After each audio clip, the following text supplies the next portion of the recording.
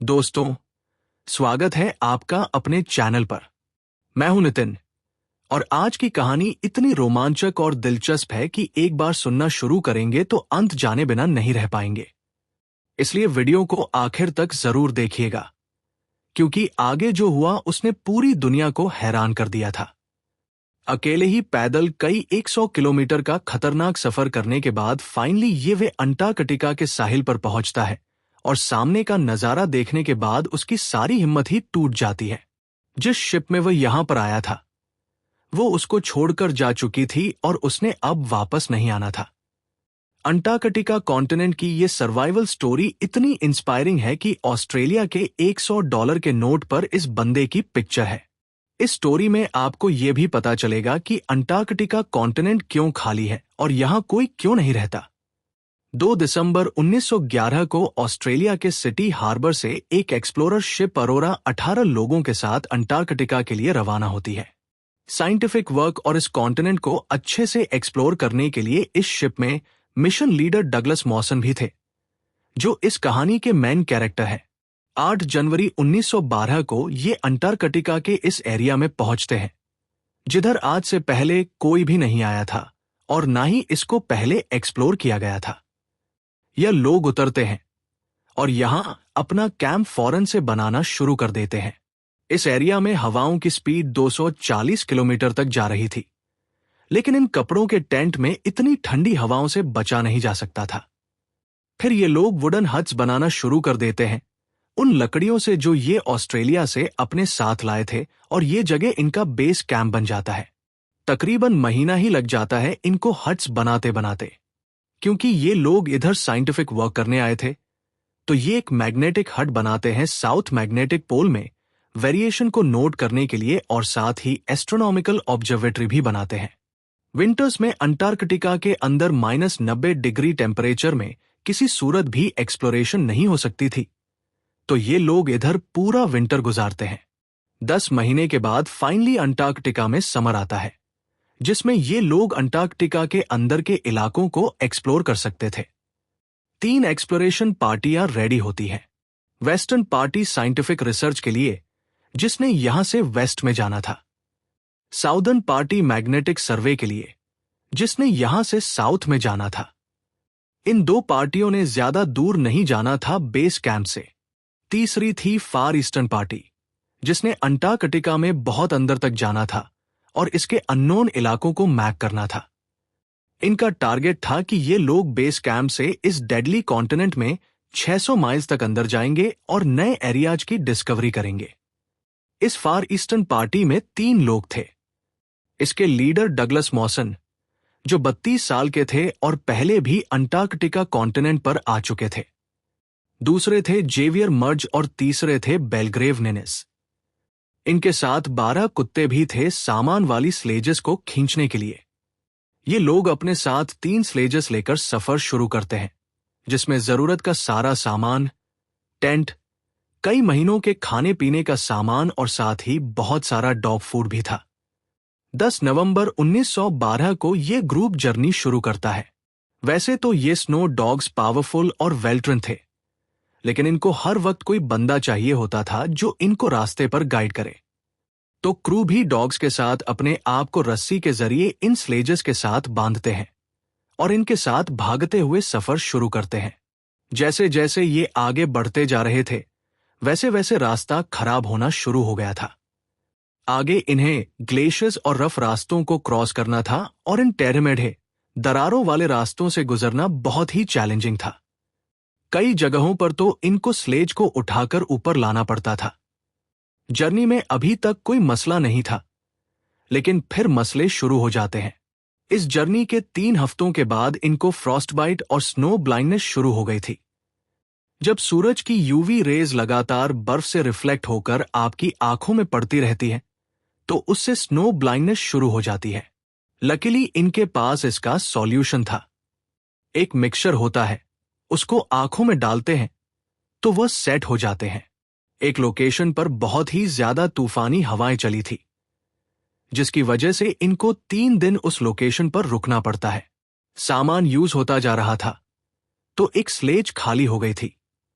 उसका थोड़ा बहुत सामान ये बाकी 2 स्लेजेस पर शिफ्ट करते हैं और सफर को शुरू कर देते हैं। 35 दिन गुजर गए थे इनकी एक्सपेडिशन को और इन्होंने बेस कैंप से 500 किलोमीटर अंदर की तरफ ट्रैवल कर लिया था।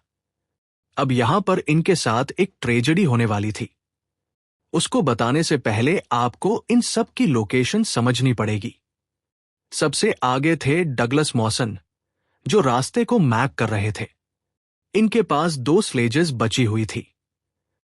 जो आगे वाली स्लेज थी उस पर बहुत लिमिटेड सामान था खाने का और क्लॉथिंग वगैरह का। इसका वेट भी कम था, तो इसको ग्रुप के सबसे वीक डॉग्स खींच रहे थे। मर्ज और निनिस की स्लेज को ग्रुप के सबसे पावरफुल डॉग्स खींच रहे थे। सारा जरूरी सामान इन्होंने पीछे वाली स्लेज पर इसलिए रखा था कि अगर कहीं बर्फ कमजोर हो तो एक्सीडेंट की स्थिति में पहली स्लेज खाई में जाए और दूसरी बच जाए। जब ये लोग एक लोकेशन से गुजर रहे थे तो वहां एक आइस ब्रिज था जो बर्फ की लेयर्स के नीचे छुपा हुआ था। डगलस मॉसन और जेवियर मर्ज जब अपनी स्लेज के साथ आगे निकल गए थे तो उन्हें पीछे से एक कुत्ते के चीखने की आवाज सुनाई देती है। दोनों पीछे मुड़कर देखते हैं तो ना निनिस थे, ना कुत्ते थे और ना ही उनकी स्लेज दिखाई दे रही थी। ये लोग घबराते हुए पीछे जाते हैं तो देखते हैं कि जमीन में लगभग 11 फीट बड़ा सुराख हो चुका है और इसकी गहराई 160 फीट से भी ज्यादा थी। नीचे सिर्फ अंधेरा नजर आ रहा था। ये लोग नीचे देखते हैं तो उन्हें बहुत नीचे एक कुत्ते की बॉडी दिखाई देती है और एक घायल कुत्ते की दर्द भरी आवाजें सुनाई देती है। हुआ यह था कि डगलस मॉसन और जेवियर मर्ज जब अपनी हल्की स्लेज के साथ इस छुपे हुए बर्फीले पुल के ऊपर से गुजरे तो वो पुल काफी कमजोर हो गया था। लेकिन जब निनिस अपनी सबसे भारी स्लेज के साथ उसके ऊपर से गुजरे तो वो पुल पूरी तरह ढह गया और वो कुत्तों व स्लेज समेत 160 फीट गहरी खाई में गिर गए। 4-5 घंटे तक ये लोग उस खाई में निनिस को आवाजें देते रहते हैं, लेकिन नीचे से कोई जवाब नहीं आता। आखिरकार डगलस मॉसन वहीं पर निनिस के लिए अंतिम प्रार्थना, बैरियल सर्विस, पढ़ते हैं। निनिस की मौत का इन दोनों पर बहुत गहरा असर हुआ था। उन्होंने इस कठिन यात्रा में लंबा समय साथ बिताया था। जो कुत्ते खाई में गिरे थे वे सबसे बड़े और ताकतवर थे। बाकी 6 कुत्ते कमजोर थे। सारा डॉग फूड और जरूरी सामान भी खाई में गिर चुका था। इनके पास अब सिर्फ 10 दिन का खाना बचा था, जबकि वापसी के रास्ते तक पहुंचने में लगभग 35 दिन लगने थे और उन्हें 500 किलोमीटर का कठिन सफर तय करना था। डगलस मॉसन तुरंत जेवियर मर्ज के साथ वापसी का सफर शुरू कर देते हैं। अब उनका पूरा फोकस सिर्फ सर्वाइवल पर था। कुत्तों का खाना खत्म हो चुका था, इसलिए वापसी के दौरान डगलस मॉसन सबसे कमजोर कुत्तों को एक एक करके मारकर उनका मांस खुद भी खाते और बाकी कुत्तों को भी खिलाते थे। इससे पहले मर्ज शाकाहारी थे, लेकिन इस मुश्किल सर्वाइवल स्थिति में उन्हें भी ये सब खाना पड़ा ताकि शरीर को ऊर्जा मिल सके। वापसी के सफर में 2 हफ्ते गुजर चुके थे और उन्होंने लगभग 300 किलोमीटर की दूरी तय कर ली थी। अब मर्ज की तबीयत तेजी से बिगड़ने लगी थी। एक तो वो शाकाहारी थे, ऊपर से वे कुत्तों का लीवर भी खा रहे थे, जिसमें विटामिन ए की मात्रा बहुत अधिक होती है। विटामिन ए सामान्य मात्रा में फायदेमंद होता है, लेकिन जरूरत से ज्यादा मात्रा इंसानों के लिए जहर बन सकती है। आखिरी कुत्ते को भी मार दिया गया और अब उनके पास एक भी कुत्ता नहीं बचा था। वे पूरी तरह अकेले थे। मौसम बेहद खराब था।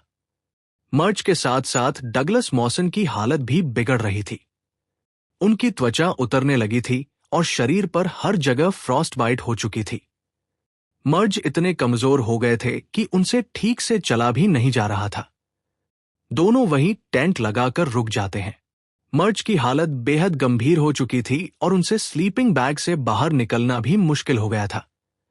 उन्हें दौरे, फिट्स पड़ने शुरू हो गए थे। एक सुबह डगलस मॉसन नींद से उठते हैं और देखते हैं कि जेवियर मर्ज बिल्कुल। अब डगलस मॉसन पूरी तरह अकेले पड़ गए थे। उन्होंने वहीं पर मर्ज को बर्फ में दफनाया और उनके लिए अंतिम प्रार्थना, बैरियल सर्विस, पढ़ी। मर्ज के जाने के बाद डगलस मॉसन बिल्कुल अकेले रह गए थे।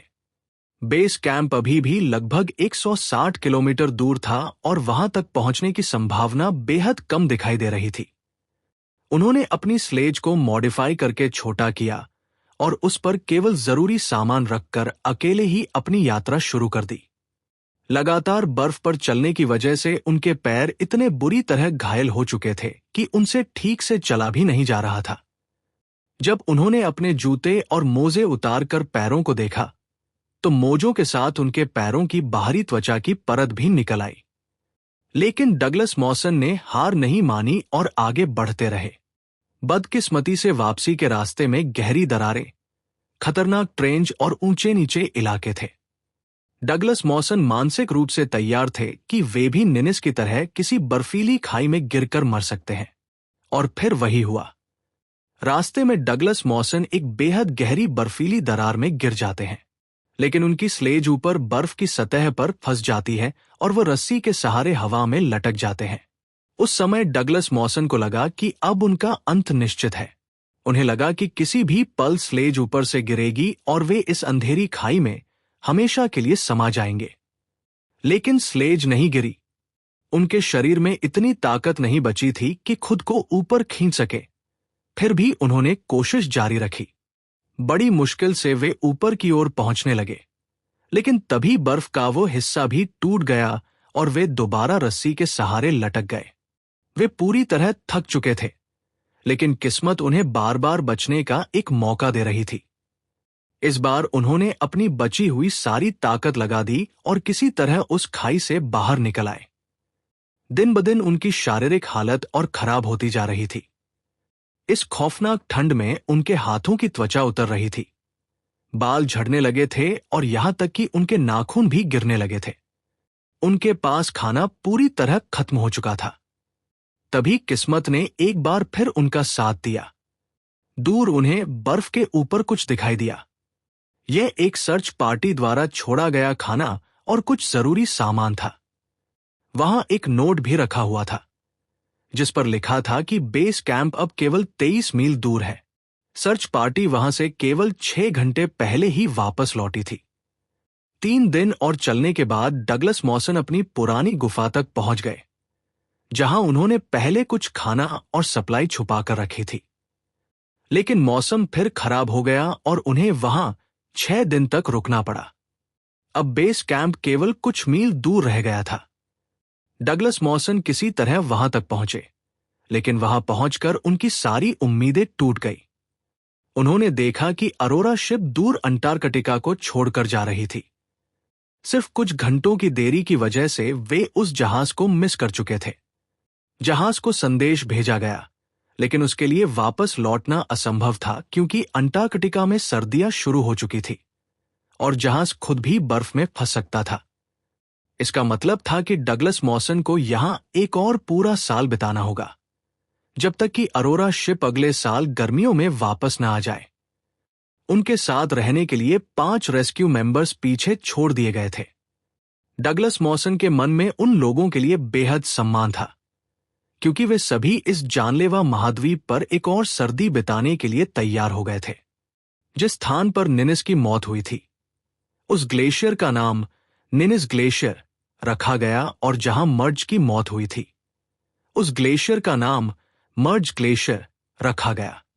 डगलस मॉसन की अद्भुत हिम्मत, वैज्ञानिक योगदान और असाधारण सर्वाइवल की वजह से उनकी तस्वीर ऑस्ट्रेलिया के $100 के नोट पर छपी। इसके अलावा ऑस्ट्रेलिया में कई स्थानों और भौगोलिक क्षेत्रों का नाम भी उनके सम्मान में रखा गया है।